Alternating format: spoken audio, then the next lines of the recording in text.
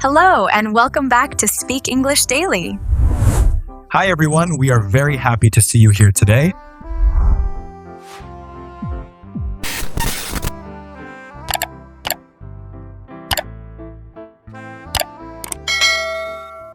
Do you ever open your phone for 5 minutes and suddenly it's been an hour?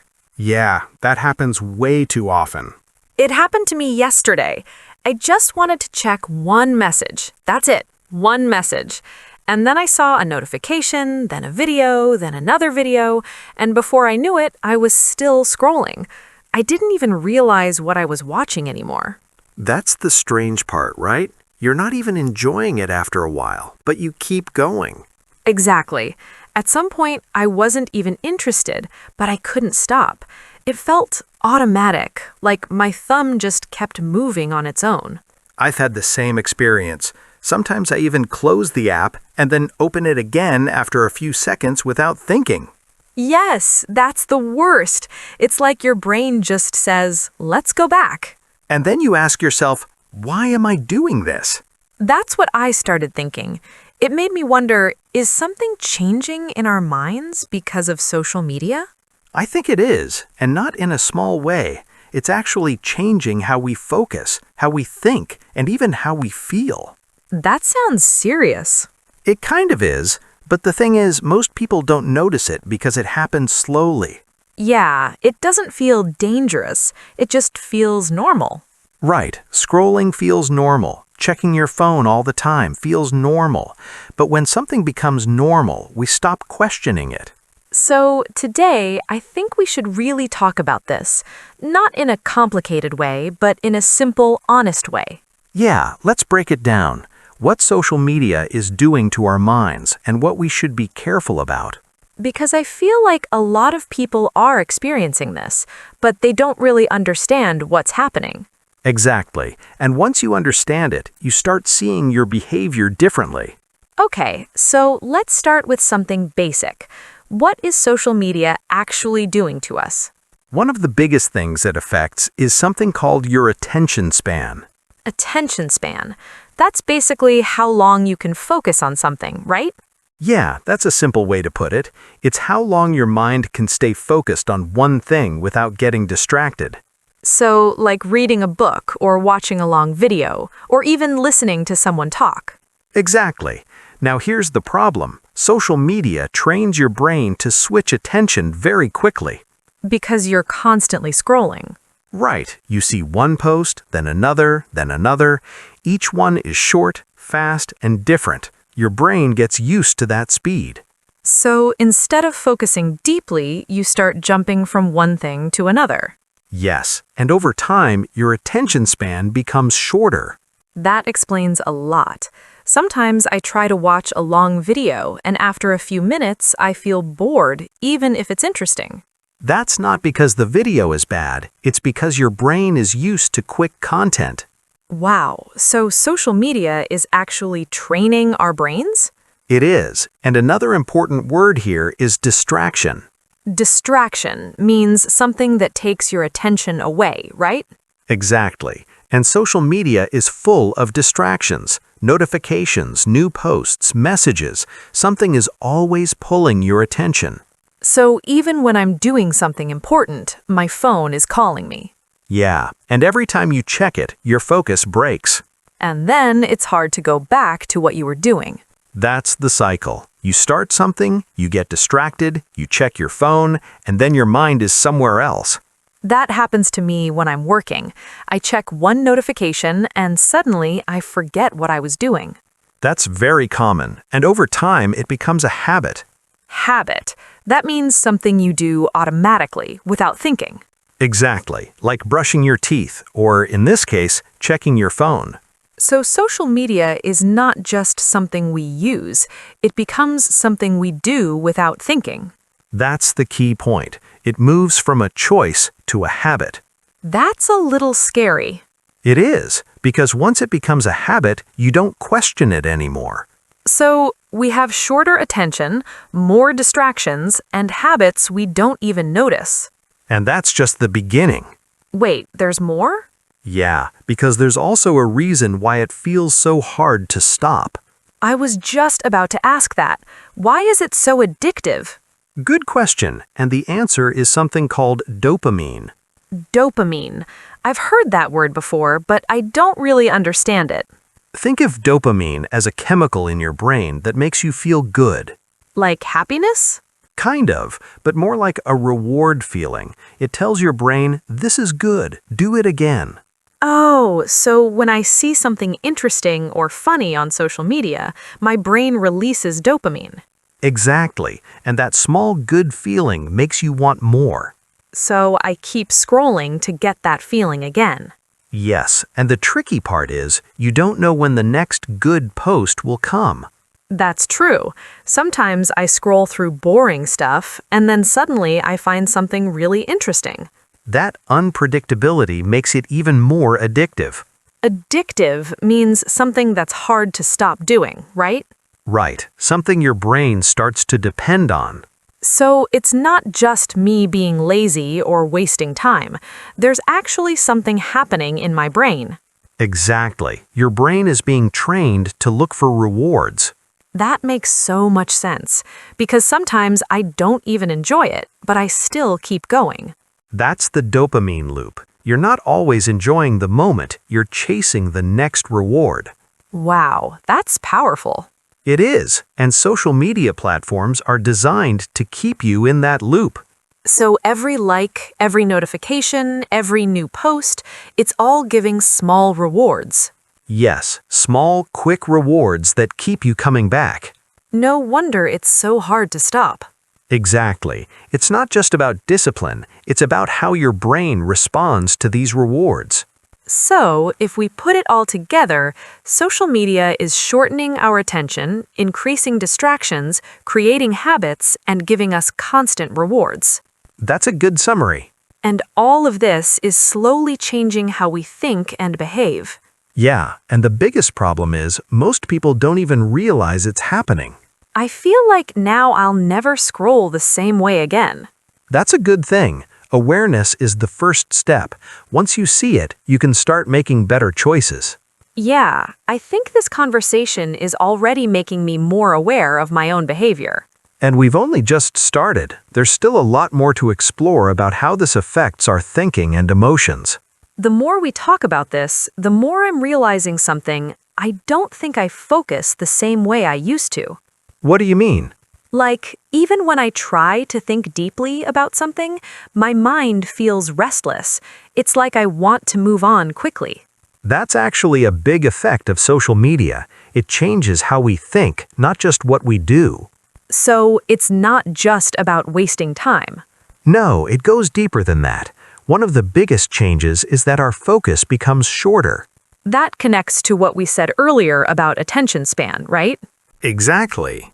But now it shows up in your thinking. You don't stay with one idea for long. Your brain wants speed, not depth.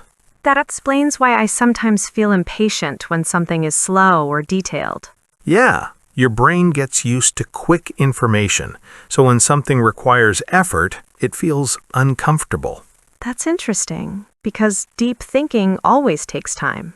It does, and that brings us to an important idea: critical thinking. Critical thinking. That means thinking carefully, right? Yes, it means analyzing something, asking questions, not just accepting it immediately. So instead of just reacting, you actually think about what you're seeing or hearing. Exactly. But social media often reduces that. How? Because everything is fast. You see a headline, a short video, a quick opinion, and you react instantly. That's true. Sometimes I read just the title of something and I already have an opinion. That's a perfect example. You're not going deep into the information. You're reacting to the surface. So that would be shallow thinking. Yes, shallow thinking means you're only dealing with the surface level. You're not exploring the idea deeply. Like judging something without really understanding it. Exactly. And social media encourages that because of speed. I've noticed that. People react very quickly, sometimes emotionally. That's another important point. Instead of thinking first, people feel first. Yeah, like getting angry or excited right away. Right. You see something shocking and you react instantly. There's no pause to think, is this true? Or what's the full story? I've definitely done that. I've seen a headline, felt something strongly, and then later realized I didn't even know the full situation. That happens a lot, and it's connected to something called information overload. Information overload. That sounds like too much information at once. Exactly. Your brain is receiving so much content so quickly that it doesn't have time to process it properly. So instead of thinking deeply, it just reacts quickly to keep up. Yes, your brain goes into a kind of survival mode. It simplifies things, makes quick judgments, and moves on. That sounds efficient, but also dangerous. It can be, because quick judgments are often not accurate. Yeah, because you're not seeing the full picture. Exactly. You're reacting to a small piece of information. Like reading a headline without reading the article. That's one of the best examples. People form opinions based only on headlines. I've done that more times than I want to admit. Most people have, and it's not really their fault. The system is designed for speed. So we're trained to think fast, but not deeply. That's a good way to put it. And over time, that becomes normal. Yes, you stop questioning things. You just react, scroll, and move on. That makes me think, are we losing our ability to think deeply? I wouldn't say losing completely, but it's definitely becoming weaker if we don't use it. Like a muscle. Exactly. If you don't use it, it gets weaker. So if I spend most of my time scrolling, I'm not really practicing deep thinking. Right. You're practicing quick thinking instead. That's a bit worrying. It is. But the good news is, once you're aware of it, you can start changing it. So awareness is the first step again. Always. Once you notice your patterns, you can slow down, question things, and think more deeply. I feel like now, when I see something online, I'll start asking myself, do I really understand this? That's critical thinking. Just that small pause can make a big difference. It's interesting how something as simple as scrolling can actually change the way we think. Yeah, it's not just entertainment, it's shaping our minds in ways we don't always see. And if we're not careful, we just accept it as normal. Exactly. But once you see it clearly, you have a choice in how you respond to it. There's something else I've noticed, and this one feels more personal. Go on. Sometimes, after spending time on social media, I don't feel good about myself. In what way? It's hard to explain, but I start comparing my life to other people's lives. Like, I'll see someone traveling, someone achieving something big, someone looking perfect, and suddenly I feel like I'm behind. That's very common. I know it sounds a bit silly because I also know that what people post isn't their full life, but in the moment, it still affects me. That's the emotional side of social media. And what you're describing has a name. It's called the comparison trap. Comparison trap. That sounds accurate. Yeah, comparison just means looking at yourself and measuring it against someone else. Like thinking they're doing better than me. Exactly. And the trap part is important, because once you start, it's hard to stop. That's so true. One post leads to another, and suddenly I'm comparing everything. My work, my lifestyle, even small things. And the problem is, you're not comparing fairly. What do you mean? You're comparing your real life to someone else's highlights. That's powerful. Yeah, that's exactly what it is. People usually share their best moments, their success, their happiness, their perfect photos. Not their struggles, their bad days, or their failures. Exactly. So the picture you see is not complete, it's edited. But when you're scrolling, it feels real. It does, and that's where it starts affecting something called your self-esteem. Self-esteem. That's how you feel about yourself, right? Yes, it's your sense of self-worth, how you see your own value. So when I compare myself and feel like I'm not doing enough, my self-esteem drops. Exactly. You start thinking you're not good enough or not successful enough. I've had moments like that, even when I was actually doing fine in my own life. That's the tricky part. Your reality doesn't change, but your perception changes. Perception meaning how I see things. Right. Social media can change how you see your own life. It's strange because before social media, I didn't compare myself this much. Yeah, because you weren't constantly exposed to other people's lives. Now it's non-stop.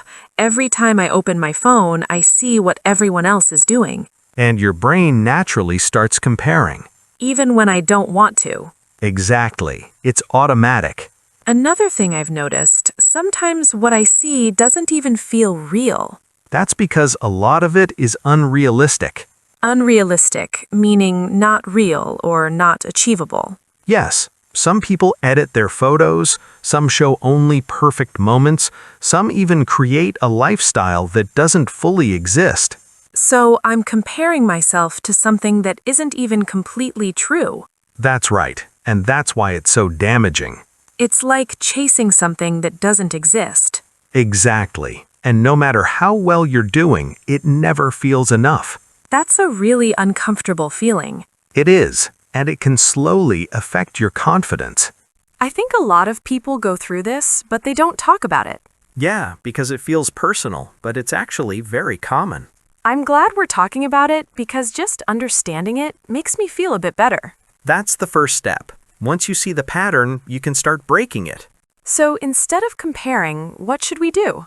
One simple thing is to remind yourself that what you see is not the full story. That's important. And also focus on your own progress instead of someone else's life. That sounds simple, but it's actually hard. It is, but even being aware of the comparison trap can help you pause and think differently. Yeah, maybe next time I catch myself comparing, I'll stop and ask, is this even real? That's a good question to ask. Because honestly, I don't want social media to control how I feel about myself. And it doesn't have to. Once you understand how it works, you start taking back control. We've talked about a lot of problems, and honestly, it's a bit overwhelming. Yeah, it can feel that way. But I think the real question is, what can we actually do about it? That's the important part, because social media isn't going anywhere. So the goal is not to completely stop using it, but to use it better. So let's make this practical. What should we avoid? The first big one is mindless scrolling. That one feels very real. Yeah, mindless means you're not really thinking about what you're doing. You're just scrolling automatically. Like when I open my phone without even knowing why. Exactly. There's no purpose. You're just reacting. So what's the alternative? Being mindful. Mindful, meaning being aware of what you're doing? Yes, it means you're conscious. You know why you opened the app, and you decide how long you want to stay. That already sounds different, because usually I don't decide anything. I just start scrolling. That's the habit. But if you pause for a second and ask, why am I opening this? You break that automatic behavior. So even a small pause can help. A lot. It gives you control again. I like that idea. It feels simple but powerful. It is. The second thing to avoid is constant comparison. Yeah, we talked about how that affects emotions. Right. You can't completely stop comparing because it's natural, but you can catch yourself when it happens. Like noticing, okay, I'm comparing again. Exactly. And then reminding yourself that what you're seeing is not the full picture. I think that reminder is really important. It is, because without it, your brain treats everything as reality. And then your self-esteem takes a hit. Yes, so awareness plus a simple reminder can make a big difference. That feels doable. Good. Now the third thing, and this is a big one, avoid overconsumption. Overconsumption, that means consuming too much, right? Exactly. Too much content, too much information, too much input. That connects to what we said earlier about information overload. Yes, when you consume too much, your brain gets tired. It can't process everything properly. I've felt that. After scrolling for a long time, my mind feels heavy. That's a sign of overload. Your brain needs space to think and rest. So, how do we avoid that? By setting limits. Limits? Like deciding how much time we spend? Exactly. You can say, I'll use social media for 20 minutes, or I'll check it only at certain times. That sounds simple, but I feel like it's hard to follow. It can be, but even small limits help. You don't need to be perfect. So, it's more about progress, not perfection. Exactly. Even reducing your time a little can improve your focus and mood. I like that approach. It feels realistic. Another idea is to create balance. Balance, meaning not letting social media take all your time. Yes, it's about mixing it with other activities, real conversations, reading, going outside, thinking without distractions. That sounds refreshing. It is, because your brain needs variety. If all you do is scroll, your thinking becomes narrow. So balance helps you stay mentally healthy. Exactly. It gives your brain different kinds of experiences. I'm starting to see a pattern here. It's not about removing social media, it's about controlling how we use it. That's the key idea. You don't have to quit, you just have to be more intentional. Intentional, meaning you choose how you use it instead of letting it control you. Yes, that's the difference between being in control and being controlled. That's powerful, because I think a lot of people feel like they don't have control. And that's where these small changes help. Being mindful, limiting usage, avoiding comparison, and creating balance. When you put it like that, it actually feels possible. It is possible. You just need awareness and small, consistent actions. I feel like if someone applies even one of these ideas, they'll notice a difference. Definitely. You don't need to change everything at once. Just start somewhere. This conversation really made me think, more than I expected. In what way? I think I used to see social media as something simple, just entertainment, something I do when I'm bored. But now, I realize it's actually shaping how I think, how I feel, and even how I see myself. That's a big realization. Yeah, and I think the most important thing for me is awareness. Just noticing what I'm doing, how long I'm scrolling, and how it's affecting my mood. That's where change starts. I also didn't realize how much I was comparing myself to others. It felt normal before, but now I can see it more clearly. And once you see it, you can question it. Exactly. Instead of just feeling bad, I can pause and think, is this even real? Am I being fair to myself? That's a strong shift in thinking. And the idea of being mindful, I really like that. Just slowing down and choosing how I use social media instead of using it automatically. That one change alone can have a big impact. I feel like the goal is not to stop using social media, but to stop letting it control me. That's a great way to put it. Because honestly, social media can be useful. It can be fun, informative, even inspiring sometimes. Exactly. It's not all negative. But if I'm not careful, it can also drain my time, my focus, and even my confidence. And that's why balance matters. Yeah, balance feels like the right word. Not too much, not too little. Just being aware and intentional. That's really the takeaway here. I think if someone is listening to this, they don't need to change everything overnight. Even small changes can make a difference. Absolutely. Even something as simple as noticing when you start mindless scrolling, that's already progress. Or catching yourself when you're comparing. Exactly. Those small moments of awareness add up. I feel like after this, I'll use social media differently. Not perfectly, but more consciously. And that's enough. Progress matters more than perfection. This was a really eye-opening discussion. Yeah, and if there's one simple idea to remember, it's this. Social media is not bad, but how we use it matters. If you enjoyed this conversation, don't forget to follow the podcast and share it with someone who might need this reminder. And next time you open your phone, just pause for a second and ask yourself why.